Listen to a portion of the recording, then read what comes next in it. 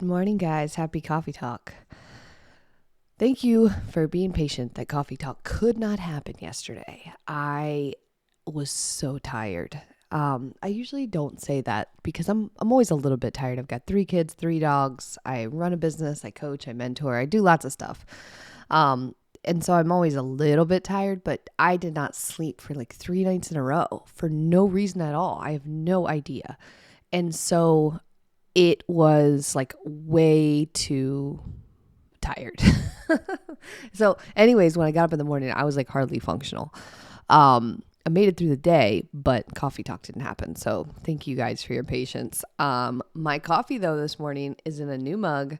This was given to me by one of our fitme coaches. Her name is Lisa. She got this from a friend who I guess makes these, and this is awesome. Again, my key to my heart is a natural pottery mug that looks like nature. And that's exactly what this looks like. It looks like a tree line. And so it's beautiful. And I really love the shape and the size of it.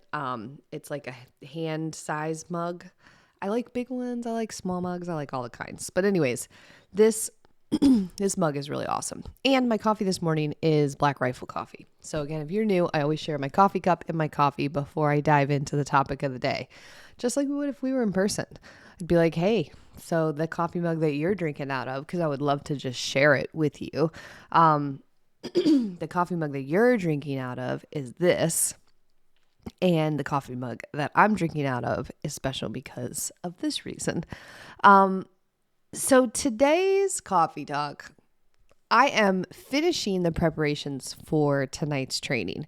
So I put together this like 7-day productivity journal for fitness, nutrition stuff, but mostly just because I know people self-sabotage. I know they get in their own way. And I thought it would be fun to like make a, quick guide and then do a training around it. So I've been working on that. It's almost finished, which is funny because it's today, but I like to work on things and like refine them all the way up until it's time to like deliver them. It's just my work style. So it's funny because I'm like writing and thinking a lot about procrastination, and I found myself like somewhat procrastinating because I was putting off working on the journal this weekend because I was tired. And so it's funny because what I learned as I was like thinking and researching is procrastination, like putting things off, actually happens when a couple of factors get too strong. Because we know we should do something. We want to do it. We see that it's possible to do it. It's even like right in our sights. But sometimes we don't do it. So why? What the heck is going on there? And if you think of this almost like a seesaw, okay? So I have a little graphic that I can share with you guys too. But if you think of this as a seesaw, and on one side is sort of like motivation, self-control, the potential reward, like the belief that what you're working towards is possible. And so these are all like motivating things, right? You're feeling motivated. You like, I'm disciplined enough to follow through on this goal. Like if I do it, then there's going to be a reward for me. And I believe that reward is possible. So for example, maybe you're like, I want to strength train. I feel really motivated. I watched so-and-so the other day. She looked awesome. I feel motivated. I certainly feel like I have enough discipline to do that.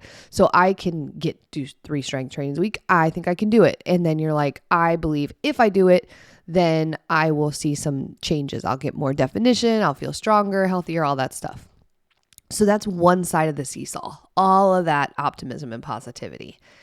And then the other side of the seesaw is maybe the unpleasantness of working out. So maybe working out is actually not that fun for you and it's going to hurt and kind of suck because you haven't done it in a while. Maybe you get really tired. Maybe life throws you a bunch of curveballs, work stays late, kids don't sleep, whatever. So now you are tired.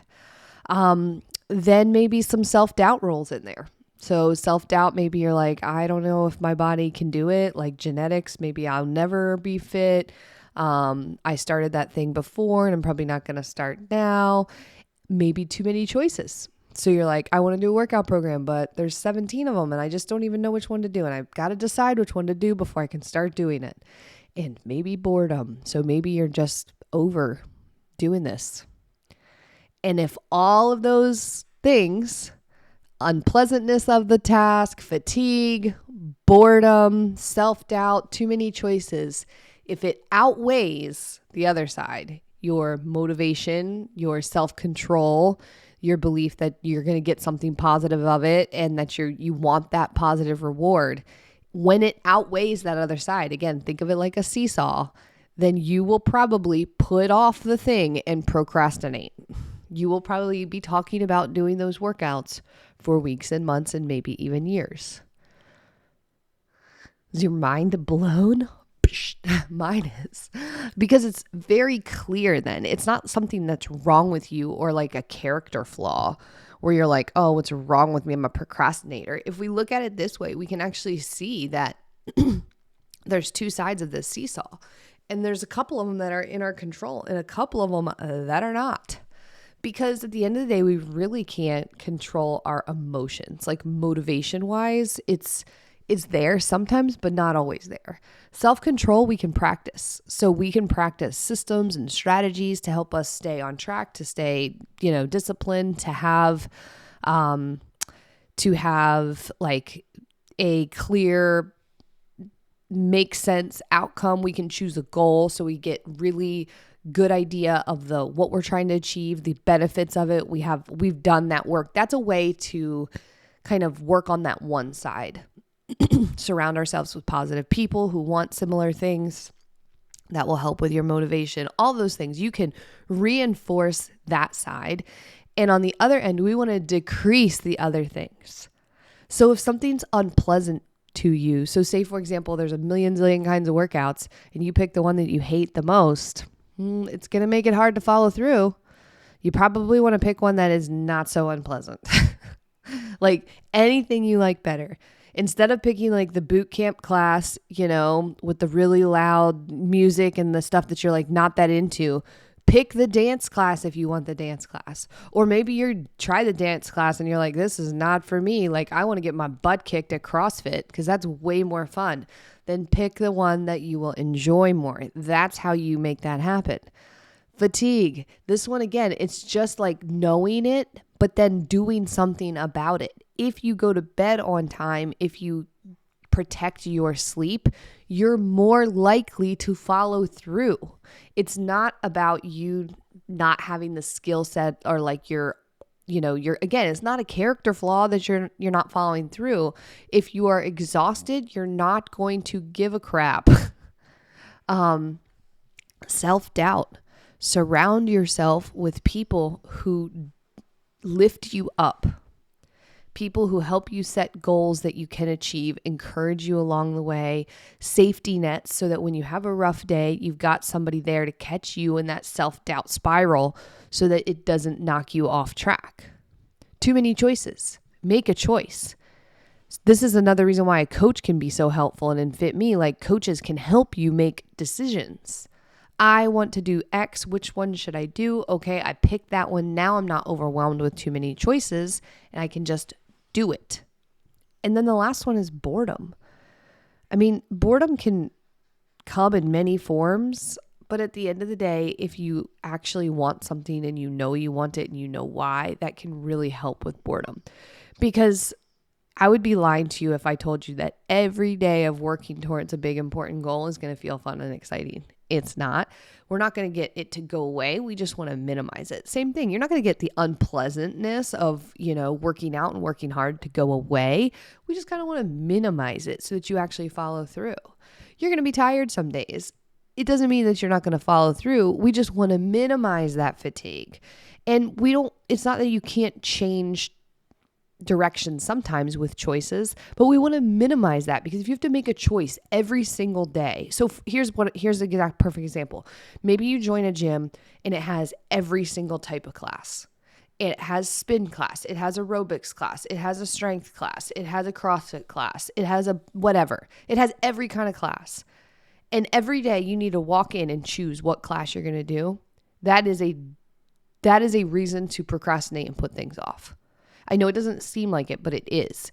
You have to pick what you're going to do because if there's too many choices, you're not going to pick. It's too hard. You might pick one time because you're really feeling it, but then it's going to be too hard. You got to pick. And so we want to minimize that. And then every once in a while, you know what? Make a choice. That's why I don't like to change my workout programs very often.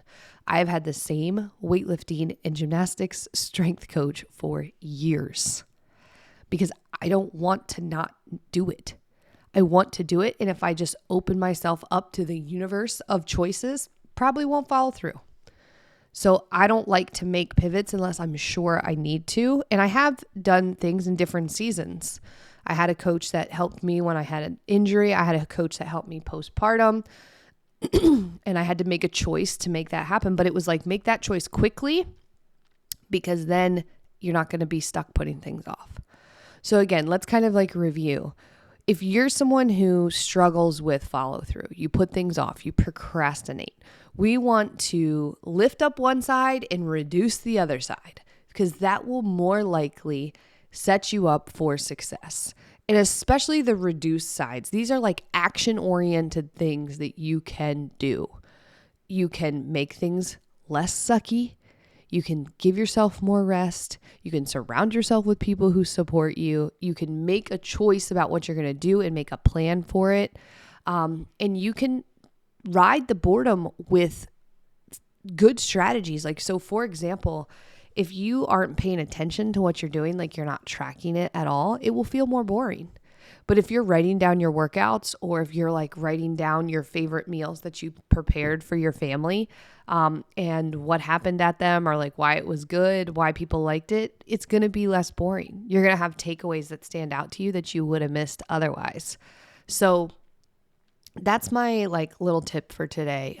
We're going to go into this on the training also today. So it's not too late to sign up. I mean, if you listen to this tomorrow, Wednesday, you'll have missed the live training. So you'll have to message me if you want to see if you can get the replay, but it's not too late to come to the live training. I will put the link in the comments. Now is the time to sign up. You can come today. It's at 3 Pacific time. I'm going to give you this journal. I'm going to talk you through exactly how to use it. And it'll be kind of like this. You're going to be like, oh, I know what I can do. I can do something about this. So come to the training. I also have a special giveaway that I'm doing on the training. You need to come to be eligible for that. So I hope I see you later today. I will put the link in the comments in the show notes, share it with a friend, and I look forward to seeing you. So thanks as always for plugging into Coffee Talk. If this was helpful for you, do me a huge favor, screenshot this episode, share it with a friend. That's how people find out about Coffee Talk. It means a lot to me if you share it. And if you are not a part of our Facebook group, come on over and search fitme free community.